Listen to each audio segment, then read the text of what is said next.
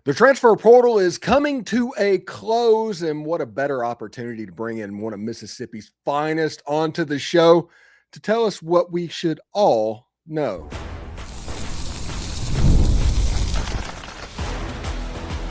You are Locked On Ole Miss, your daily podcast on the Ole Miss Rebels, part of the Locked On Podcast Network, your team every day. Welcome to the Locked On Ole Miss podcast. I'm your host, Stephen Willis, a 10-year veteran member of the national media and a former Ole Miss staff member. We're part of the Locked On Podcast Network, and thank you for making the Locked On Network the number one sports network in the country.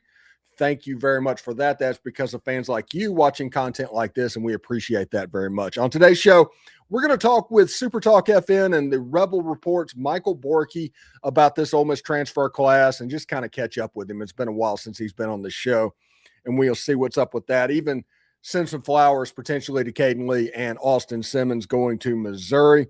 We'll do all of that, but first, we're going to talk about Ole Miss just getting a commitment. You heard us talk about Tommy Kinsler this morning. We'll talk about that a little bit as well. Remember, we're free and available on all the podcast apps and on YouTube. Thank you very much. And a special hello to our insiders and everydayers who make the show what it is, your team every day. Today's episode is brought to you by FanDuel. It is the last call for football on FanDuel. If you are a new customer, bet just $5 and get $200 in bonus bets if you win. That's FanDuel.com. All right, so Michael, one thing that is interesting to me is we all know what Ole Miss went through in November and December. The first responders that pop up on every video from LSU, whether it's about LSU or not, is going to be something hilarious that comes from this.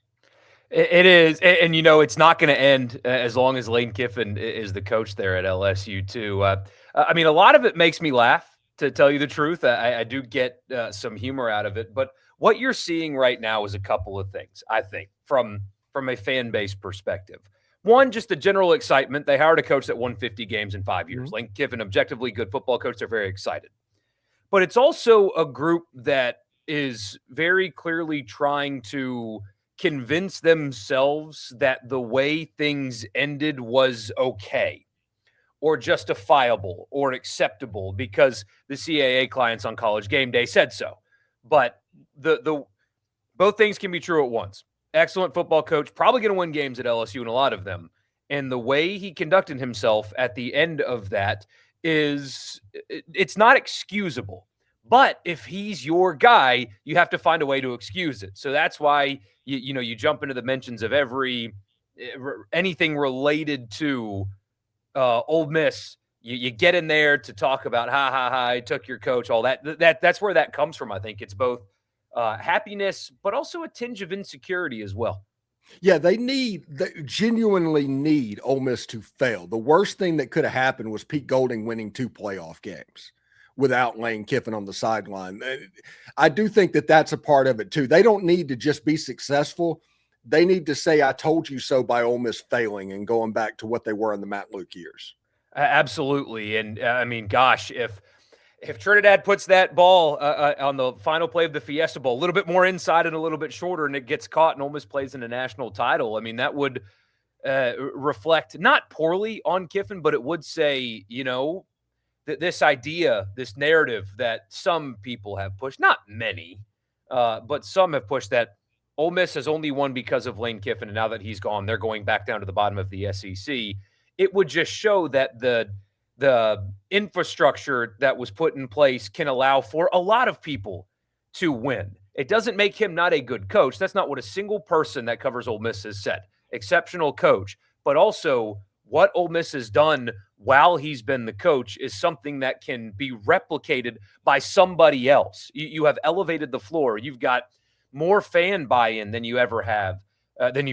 You've got university leadership and people have said that over the years. And I don't think nationally people have quite picked up on just how much change Ole Miss has made as a university and a program and the pulling the rope the same direction and fan buy-in and finances, but also time and commitment and even things like mentality has changed so much. And when a coach leaves, all of that doesn't just go away. In fact, when you talk to people around the program, they are more inspired than ever to maintain a level and to do whatever it takes to maintain the level of which they have been over the last 5 years. So I'm very excited to see what happens moving forward at Ole Miss, because they have put themselves in position to maintain. So there's a lot of pressure on Pete Golding to maintain, because all of that infrastructure is there. All of the, not necessarily advantages, because it's the SEC, everybody's bought in and stuff, but all of the leveling of the playing field that Ole Miss has done makes even a first-year head coach have fewer excuses if it doesn't go well. Yeah, one thing that's interesting, and I've compared it to this on my podcast, is to our LSU first responders that are going to be listening to this. This is a situation. Lane Kiffin was like what Nick Saban was at LSU. Les Miles came in and the machine was already built. All he had to do was just keep the Ferrari on the tracks and just keep it going. And that is a similar situation to what's at Ole Miss right now. Yeah, you don't win 50 games in 5 years on your own. I mean, even though the SEC is trending a little bit downward, you don't win the way that Ole Miss has won over the last 5 years without a lot of people doing a lot of really good things. And only 6 of those people left. You know, it's such a small number ultimately of the people that actually left that operation. Yes, the head coach is very significant, but everybody else is still there. And so I don't know exactly what Pete Golding's era is going to be. But like I said before, I do know that there aren't any excuses for him. And I think he'll do well. I mean, he's set up for this. He's ready for this. But this is not Vanderbilt when James Franklin left. This isn't that kind of situation. This is a program that is set up to continue and maintain a level of winning that still has not been given enough respect nationally, but I do think people are waking up to it a little bit. Yeah, and if Trinidad Chambliss gets his waiver, which everybody's waiting for and is going through the legal system at the moment, Ole Miss is a top 5 team going into 2026. They have a chance to compete for a national championship and keep the train exactly going. And even if Trinidad Chambliss doesn't get eligible for whatever reason, they're probably still somewhere between 15 and 20 with Deuce Knight playing quarterback, because that's where the talent profile has gone of this team. Yeah, you're seeing it right now. There's some uncertainty, although, again, here locally, not a single person that anybody has talked to about this thinks that Trinidad will not be playing quarterback for Ole Miss in 26. But you're seeing it with these 2 early top 25s. You've got people that are like, I don't know who's going to be the quarterback, but still 13. Because that's what the talent profile is. You're going to lose guys to the transfer portal. It's always going to happen, no matter what. But what they did in player retention is phenomenal, considering that there was a coaching change. You have an elite, one of, if not the best running back in college football, returning in Kiwan Lacy. It's not an opinion. That's what he will be next year. I mean, I saw a mock draft that had Jeremiah Love going number 8 to the Saints. I mean, that was the guy that had the argument against Kiwan this season, and he's going to go as a top 10 pick. So you've got that in your backfield. You've got a super veteran quarterback that only has 1 year of SEC experience, but it was a hell of a year. You return your interior 3 on the offensive line. You have a group of receivers that you should really like. On the defensive line, I mean, you return Franklin and Eccles, who's going to be a first-round pick, and you still have Perkins, who I think might play more of a traditional linebacker this season, even more than this past season. But, I mean, the portal adds make sense on the defensive line paired with what you're returning, which is a ton, even without Prince Will. The linebacker room, you got to hit because they're all portal guys. But, man, you would have taken this haul at linebacker over last year's group of linebackers. And then you return Braxton and Kite in the secondary, and you have added, at least on paper, upgrades from what you were having to play at times at safety, particularly strong safety. So there's just so much there to absorb and to like about this roster from a nationally competitive perspective. And I mean, yeah, they should be super conservatively a preseason top 10 team when they get official word on Trinidad. Schedule's a little bit more difficult. It is for everybody in the SEC, though. you just have to love what they have put together considering what they've been through. Yeah, and if you look at it, Ole Miss will have a legit argument when Trinidad comes back that Ole Miss has the number one quarterback in the country, the number one running back in the country, and the top kicker in the country. When was the last time you could talk about three positions that literally affect winning being at that level at Ole Miss? Never. I mean, never. Not at the same time like this anyway. Yeah. And I mean, you've seen it now in college football too. The age component is so important now. That's obvious. Having an older team is what's going to lead to winning, even if it's transfers. Indiana, they have talented players. Don't get me wrong, but they won on experience. They won on veteran leadership and obviously exceptional coaching. But that was the difference there. And what having that experience at so many positions. This past Ole Miss team was pretty old. This one's going to be old too, from an age perspective. Again, the offensive line is going to have a bunch of old dudes on it. The quarterback is going to be 23 years old. The running back in his third year, and so on and so on and so on. So many veterans on this team, but none more important than obviously the quarterback position. Somebody that already is exceptional at knowing where to go with the football.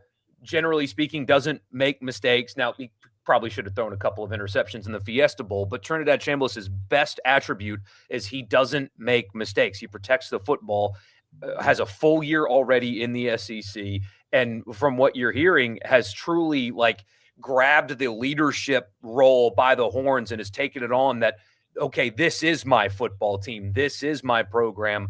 I'm going to spend time recruiting the defensive guys in the transfer portal. I'm going to help the coaching staff get defensive linemen into my program because I know what it takes to win. It's not just having a dozen wide receivers. It's being good up front on defense, being good at linebacker in the secondary and all things. He is already smart and already engaging and already a quality football player.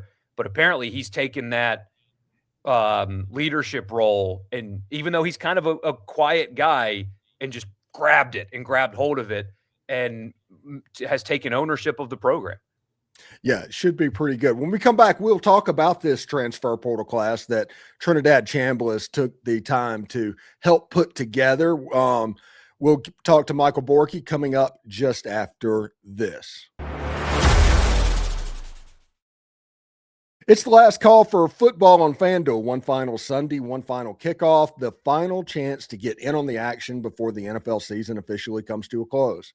This is Super Bowl 60, and FanDuel is making sure you're right in the middle of it with a special offer just in time for the biggest game of the year. Whether you're backing into your favorite, riding with the underdog, or building a same-game parlay, this is the game that everyone has been waiting for. So this is where predictions turn into plays, stats turn into storylines, and every snap feels bigger. It's the perfect way to cap the season and make the Super Bowl even more exciting from kickoff to the final whistle. If you're a new customer, bet just $5 and get $200 in bonus bets if you win. Make it count, because after the Super Bowl, the season is over, and we got 6 more months of waiting for football season to come back. So this is the last call for football on FanDuel, an official sportsbook partner of the Super Bowl, and visit FanDuel.com today to get started. Hey, do us a favor, subscribe, and comment on this video. Subscribe to the podcast on whichever audio podcast you're listening to and give it a 5-star review. It costs absolutely nothing but keeps all of this free. Thank you for making Locked On Ole Miss your first listen of the day, and thank you for making Locked On the #1 sports podcast in America. That is all because of fans like you taking in content like this, and we can't be more appreciative of that. You already live your team every day. Now take it up a level and go ad-free. Join the Everydayer Club today and get Locked On Ole Miss with no interruptions, members-only Discord access, and more, all for just $5 a month or $50 per year. Go to lockedonolemess.supercast.com or check the link down in the show notes to learn more. All right, so Michael, one thing that's interesting, we talked earlier about Trinidad actively recruiting players of this class and even potentially a linebacker in South Carolina received a phone call from Trinidad Chambliss, and I genuinely like Luke Farrelly as a prospect. I think that is getting overshadowed by all of this stuff. I think Ole Miss upgraded in the linebacker room by bringing in this player, but it's all overshadowed now because somebody threw a temper tantrum on TV. And now I think there's going to be some pressure on him. I don't think anything's going to come from this. When the NCAA enforces football tampering, I will believe it when it actually does happen. And even the enforcement of that is not particularly strong anyway when they've done it to other sports. And it's not something that I expect to materialize, especially when the receipts that people claim that they had were, well, the agent told me that this was being said, and we responded with, no, we don't want that evidence. So just go get his phone and it'll be on his phone. Well, everybody knows that the NCAA legally cannot obtain his phone, but there will be some, I don't know if pressure is the right word, but for him to be worth all of this, he does need to work out, and I think he will. The linebacker position is a fascinating one for this team because last year when Andrew Jones started playing, they got better in run defense at linebacker, but they did add guys via portal at linebacker, and they really truly actually only hit on one. And they didn't play him until the back half of the season. And I said on our show, on the radio, and both on the podcast that I think it would have been better for Ole Miss to have kept TJ Daugherty not at that price point, but you want a guy that has played that much and in your system to remain on your roster, not at that price point. But he should have been a 30 snap per game guy. Him having to be a 90 snap per game guy was a big problem for that defense. He's just not built for that. He's not good enough for that. And frankly, I think that LSU fans expecting him to be next to Weeks and play 80 snaps a game for them, I think they're going to end up being wrong. I don't think he's going to be that at LSU. So last year's linebacker position was frankly not as good as you expect it to be under Pete Golding, because everywhere else and every other team he's ever coached has been better at that position. So these three portal guys that they're bringing in, that is a position that we need to talk about a lot this offseason of, hey, look, on paper, they look really good. I mean, a guy with 230 tackles or whatever in 2 years in the Big 12, that dude can play. I mean, the ACC Rookie of the Year, that dude can play. But they need to translate at this level, and they need to learn that pretty complex system fast because they weren't good enough at that position last year. No, and do you think we'll have a regular spring this year since there's no spring portal window? I hope so. I don't know. Pete Golding seems to be more traditional. And he's talked about engaging the fans more, which I love. I talk about fans and how they're getting lost in all of this all the time. You're also going to get more assistants and coordinator press opportunities than you did under Kiffin, which was only once a year for just the coordinators, literally one time.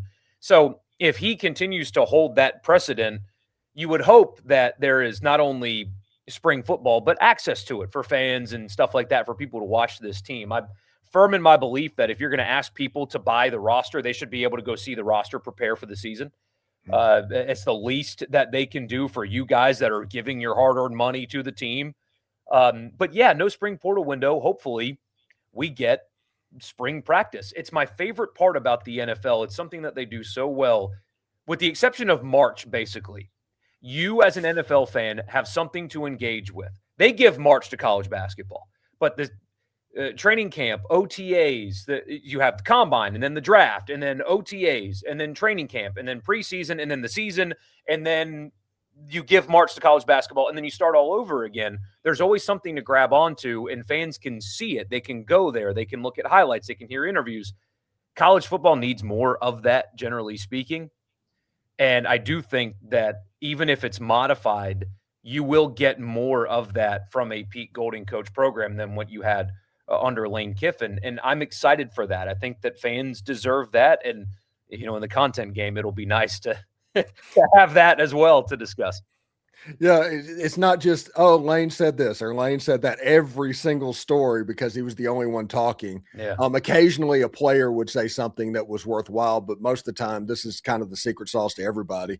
They send players out there because they don't say anything that's of any value.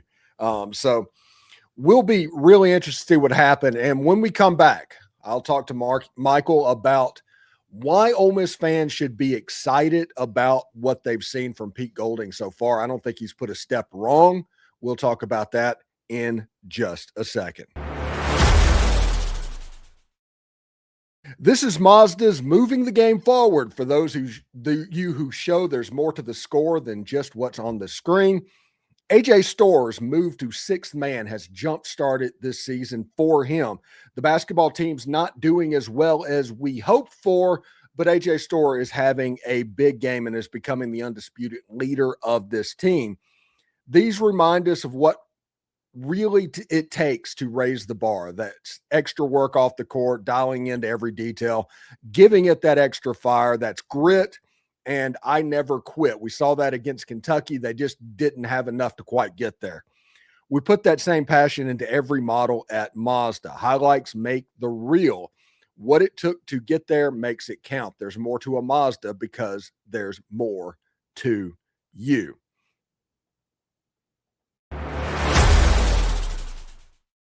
All right, Michael, one thing's interesting. Listen, from November 30th or December 1st, whatever that day was that was so chaotic that started this whole thing, I forget the actual day it happened. Pete Golding went on to win 2 playoff games out of 3, put together the highest combined recruiting class in the last 10 or 15 years at Ole Miss. I think the last one to get it this high was Hugh Freeze, actually. And he's gotten to a point where he's navigated everything, but most importantly, what this whole unintended consequence of the Dabo Swinney thing was, he has basically branded himself as somebody who will fight for Ole Miss fans and will do what it takes, which in the reality of everything that's gone over with Ole Miss fans having to watch their admin roll over every single time, I think that having somebody that they think doesn't necessarily mean he did anything wrong, but they believe truly that he will do what it takes. I think that's a plus for him. Yeah. And what's most impressive, I think, about what he's done so far is that the ability to organize chaos, because as you know, I mean, Dabo Swinney said a lot of correct in his press conference about how the system is flawed and wrong and all of that. And he's right. I mean, this shouldn't be how you have to conduct things. Although him talking about how he understands why Kiffin did what he did is incredibly rich, by the way. I mean, give me a break. So transparent. That's how you know that there was coordination. Give me a break. Come on, man. You want to talk about integrity and players leaving and all that stuff, but I understand why Kiffin did that. Give me a break. But college football is chaos, and he's right about that, and it does need to change. But in the interim, you have to do what you need to do in order to win, or else you're not going to. And so the day Kiffin got on that plane, I mean, he had to keep his staff together. All of you guys listening know this, but still, it bears repeating that Kiffin gets on the plane.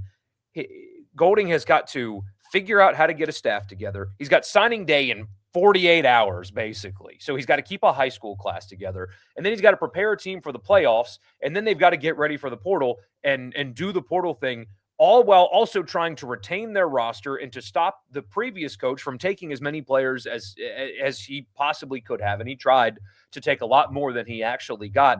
All of that, and he had to put a staff together for 2026 as well, all at the same time.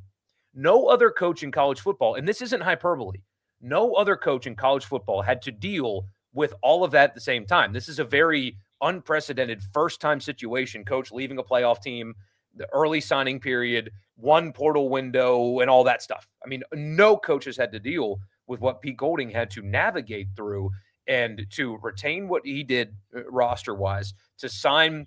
I mean, 2 days ago was the number 2 portal class. Is it number 3 now? It doesn't matter. Signed a top 5 portal class in that and won 2 playoff games and had a ball in the end zone as time was expiring to win a third and go to the national championship. The organization, the ability to take all of that chaos and navigate it, and at each category, you can look at and say, well, they did well. Look at the coaching staff. John David Baker, look at what he did in 2 years at East Carolina. I know there was the Ole Miss connection, but still, that's a good hire. Tight end coach, good hire. keeping his defensive staff basically intact. That's an exceptional job. Keeping Joe Judge around, keeping John Garrison around. The staff looks good, and it makes sense. And then, bringing in somebody like Frank Wilson, who has head coaching experience, bringing in Todd Cooley. I know he's not on a staff like the position coach staff, but here's another guy that has almost 100 wins as a head coach, bringing him on as well. The staff makes sense, and it's really, really good. Portal class, really good. They played well in the playoffs. I mean, everything that he's had to navigate individually, he did a good job.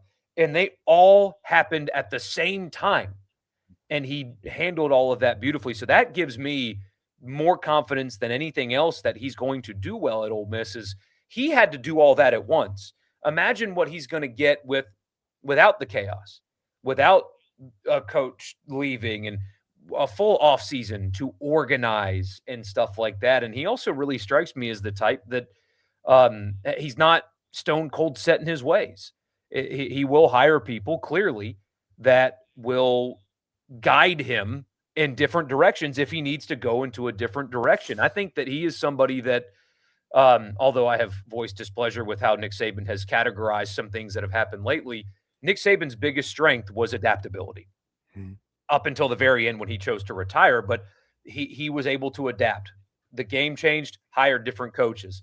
I mean, that was his biggest strength. I think Pete Golding has, to me, so far, shown that he has absorbed that quality from Nick Saban. He's not going to be this is my way, damn it, and we're going to do it this way, and I'm not changing. He hires people that will tell him, hey, actually, coach, think we should do it this way.